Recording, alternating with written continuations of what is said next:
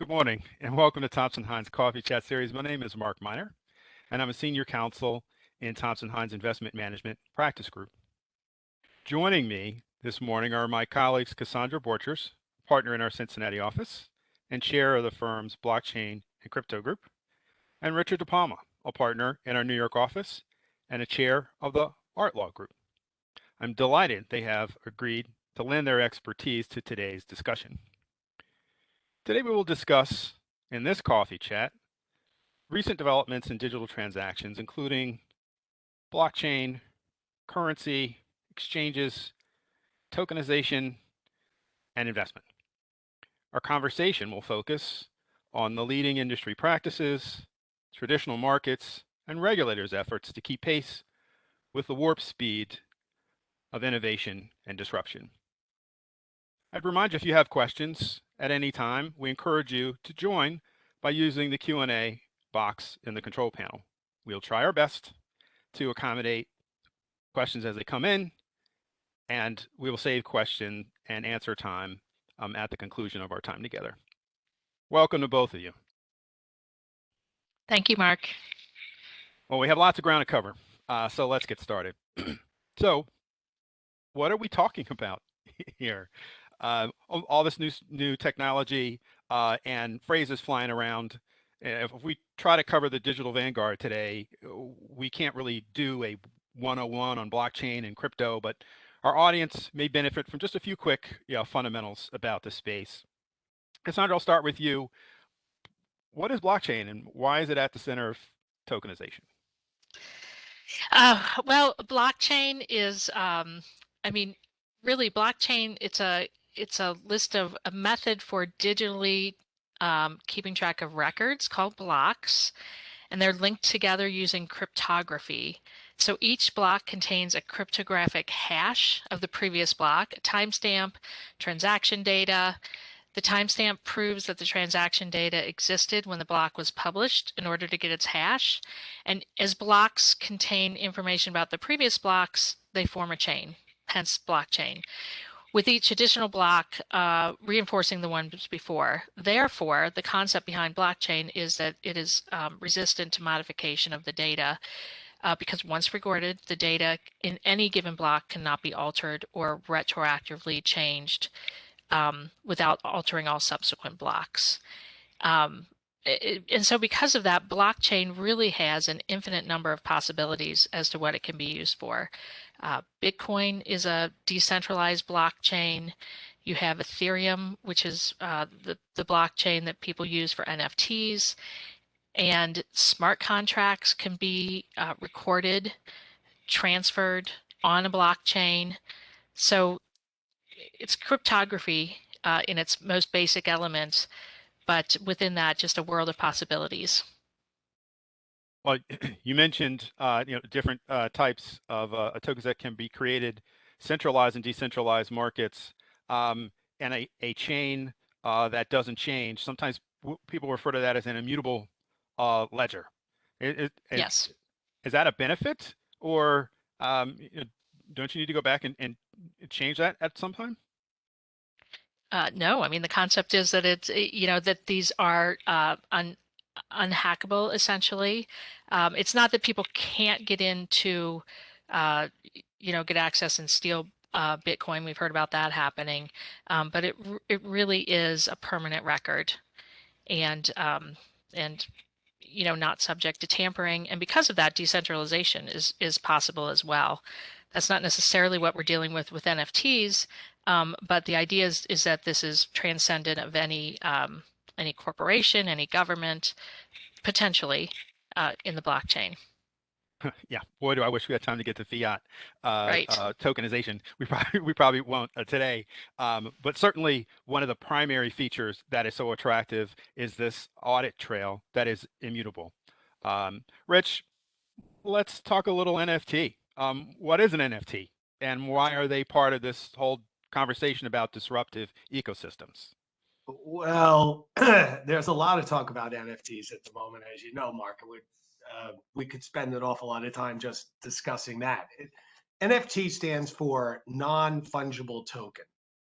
Now, which means it's a unique token on a blockchain. Typically, it's a digital certificate or a block, as Cassandra pointed out, that's registered on a blockchain. And when you talk about NFTs, the biggest one is Ethereum, but there are others. And it records ownership of an asset, usually a digital asset, usually a file. But the file itself, the asset, is not on the blockchain. The NFT points to a file.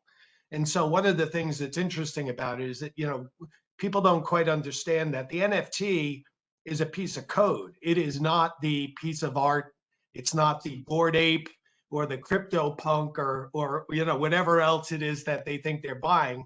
And it's a bundle of rights. And so, you don't necessarily have the file. You certainly don't necessarily have the copyright to the file. And it depends on what kind of NFT we're talking about, and it's being used in a lot of varieties, not just art, but in other ways. And I think the best way to describe, you use the word disruptive, and I think the best way to describe the disruptive force of this is it's more of a playground than anything else. And as a result of that, people are really attempting to do things within the NFT realm with blockchain, with cryptocurrency, that are pushing the boundaries of what currently exists. And there's a lot of innovation going on. And ultimately, I don't think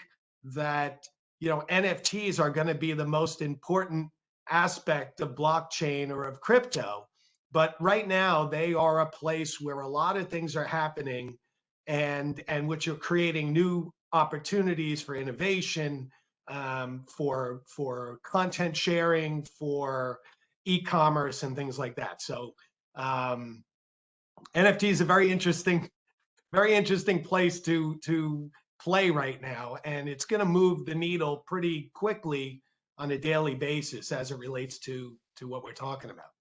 Right. Well, so interesting, in fact. You have taken part with a few other colleagues in the formation of an art law group that's focusing specifically on these and some other issues. Well, what do NFTs mean specifically for the world of, or for your art world clients? If they're not trading art and it's just some digital code, why is it so central to art? Well, there's a bunch of touches in the art world with NFTs. I mean, obviously, the files that are pointed to by the blockchain entry are typically, or in large part, are digital art.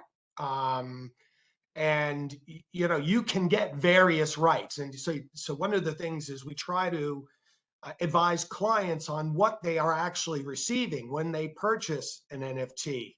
Are they getting the copyright? You typically get the opportunity to display. You get the right to claim ownership. You don't get the right to duplicate, typically. But attached to the NFT can be other rights as well. You could get the original artwork.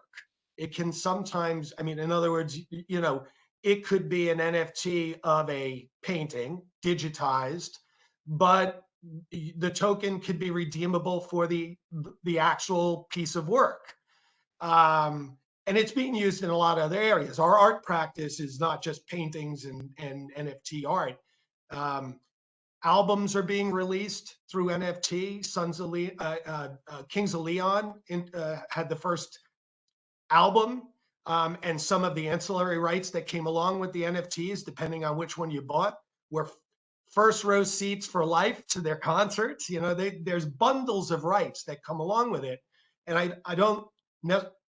People don't necessarily understand what they're getting, and therefore what they're able to pass on and sell. They certainly don't typically understand the tax ramifications of NFTs, whether you're a collector or an artist for that matter, where your basis is zero, essentially. And if you're Beeple and you've sold your NFT for over $50 million, you've got quite a gain on the sale. So so we advise clients in a variety of ways in this area about what rights they're obtaining, what they're allowed to do with it, and how they can divest, and then what the financial consequences are of that. Well, so many things that are packed into that. And with all this innovation, obviously you've been spending a lot of time with this. You're steeped in of all the jargon and throwing out of Beeple and the apes, which are the rock stars of the NFT world right now. So, but with all this change, you know, institutions get nervous. And so, let's talk a little bit about regulation and what that means to these spaces.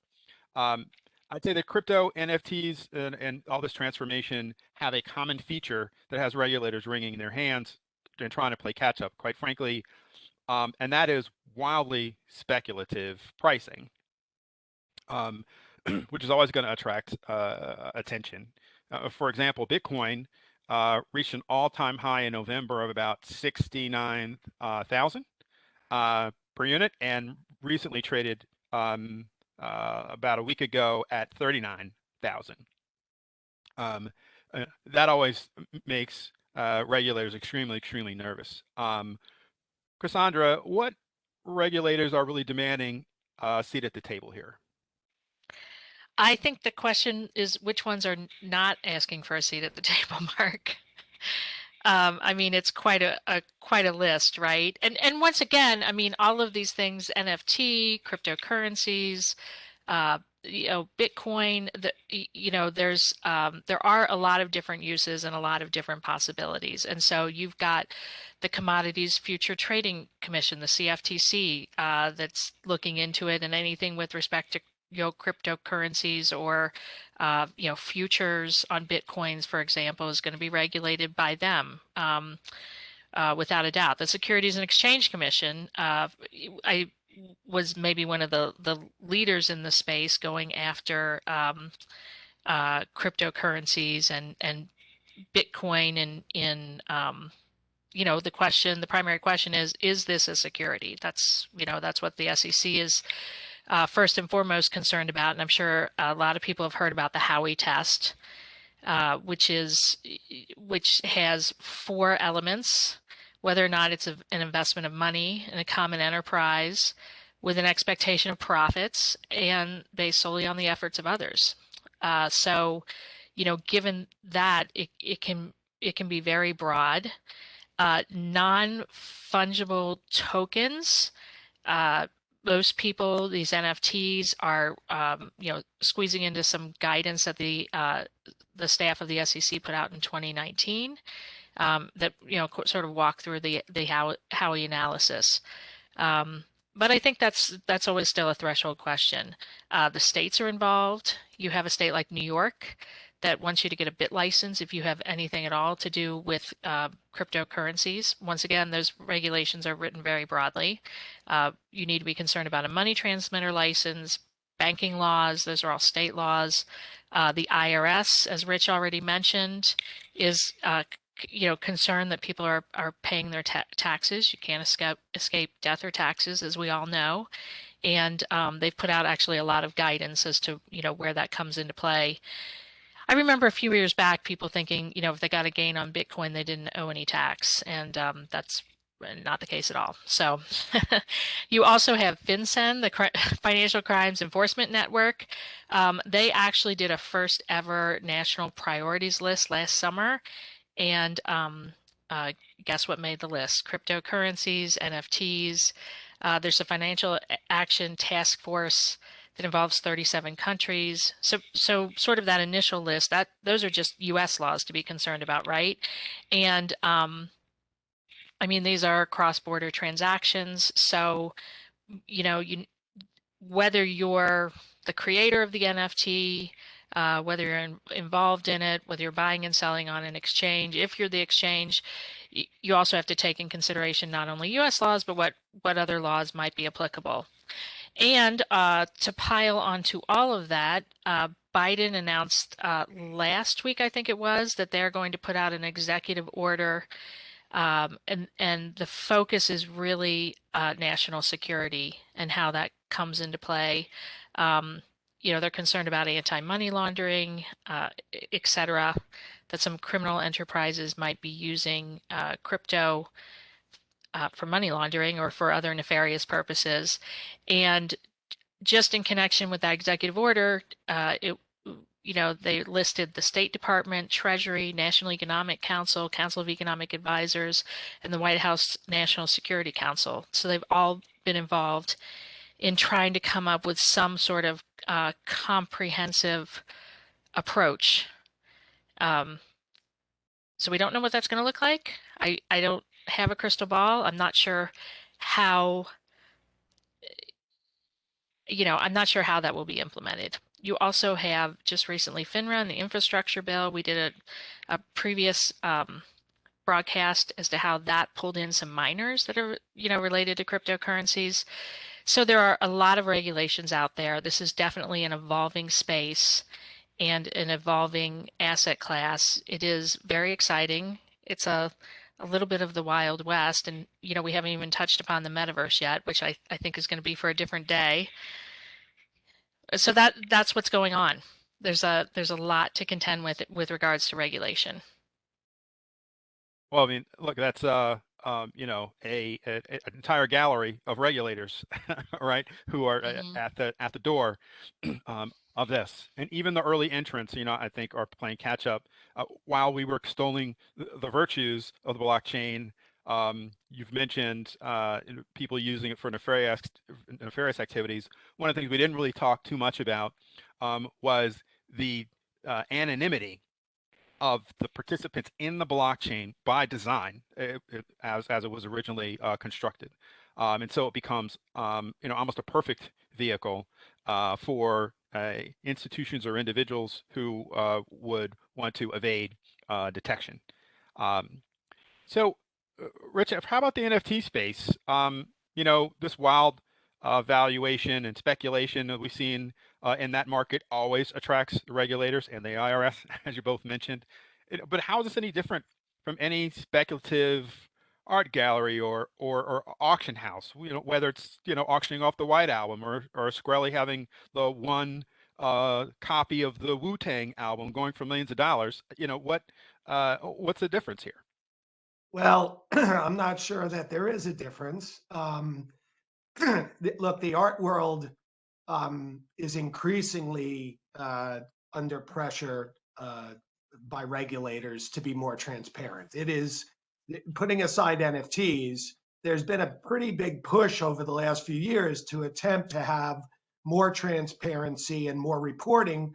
And as you can imagine, the participants in the art world have pushed back pretty strongly on that, and it is a marketplace of anonymity. There's not a lot of public information at times about purchases and sales, and it is a place where people have historically attempted to deposit value while avoiding taxes and other obligations. And take that and add blockchain, cryptocurrency, and NFTs to it, and you've now taken it and ratcheted it up even further in terms of the desire of regulators to get in there and try to have more understanding about what's going on. And there's going to be a lot of pushback there. I mean, look, blockchain and cryptocurrency was specifically created in order to avoid, centralized inspection. I mean, that was the point. And there are a lot of people that are drawn to it for that very reason. And, art has always been, especially stolen art, has always been used as collateral in a variety of unsavory activities, and so we're going to see the regulators attempting to get their fingers into this, and you're going to see a lot of innovation constantly to avoid regulation and inspection. And you know, at the moment, I think those playing in the playground of NFTs and cryptocurrency will likely stay ahead of the regulators. I suspect that they will evolve faster than the regulators can keep track of. That's my prediction anyway. Well, look, it's certainly one of the intentions, you're right, of this marketplace, really to democratize the mediums for transacting. And it's certainly done that. It's also democratized access to creation and content and getting it out to the public. And so I wouldn't want this half an hour to pass without announcing the world premiere of Richard DePalma's entry into the tawny world of art. I don't know if we could have someone throw up his creation. I'd love for him to talk about this process. Voila.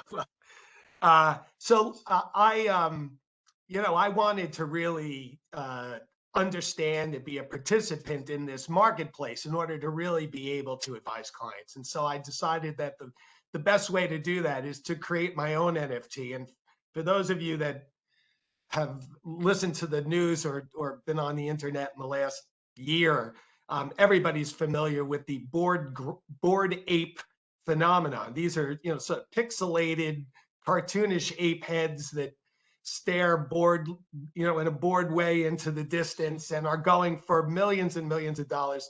So I decided to create an NFT, which I put up on OpenSeas, to sell the bored grape, not bored ape, but bored grape Mona Lisa. So that's that's my my inaugural NFT in the bored grape women of art line. So we'll see if there are any takers at some point. But you know, look,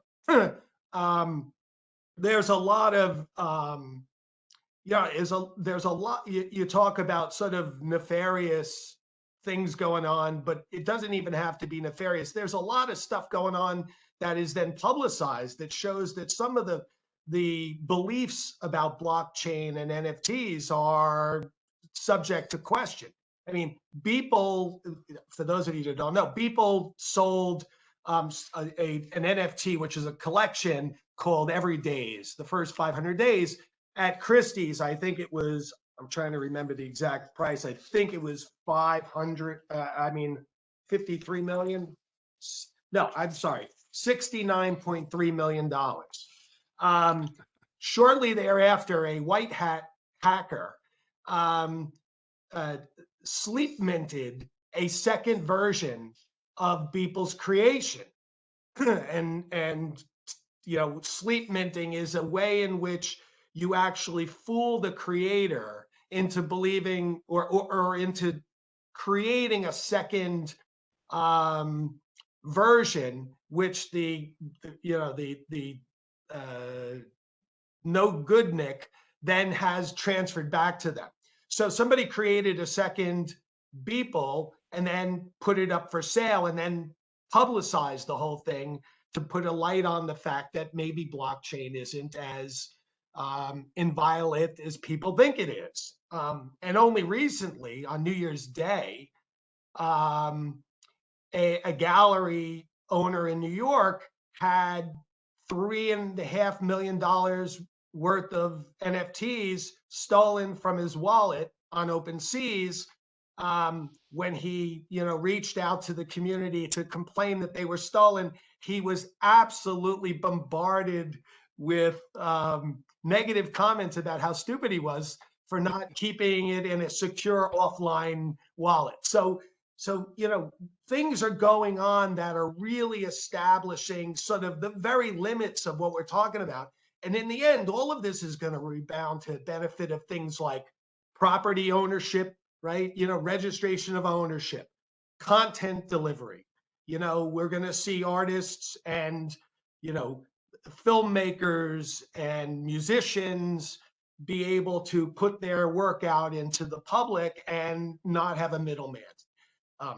That's going to evolve, I think, back to something more close to where we are now, full circle. But there's a lot going on that is going to be important testing ground for other applications in finance, in property rights, in copyright, and stuff like that.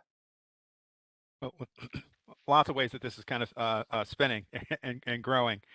Cassandra, with our last few minutes, Rich alluded to this, and there are some winners and losers here, that the market is shaking out as more secure or able to do more things, and then regulators are concerned, and are also kind of picking some winners or losers, or at least those that have had so much early adoption, that they are more comfortable with some. So I think we're already seeing that even in crypto world, not all cryptocurrencies are created equal.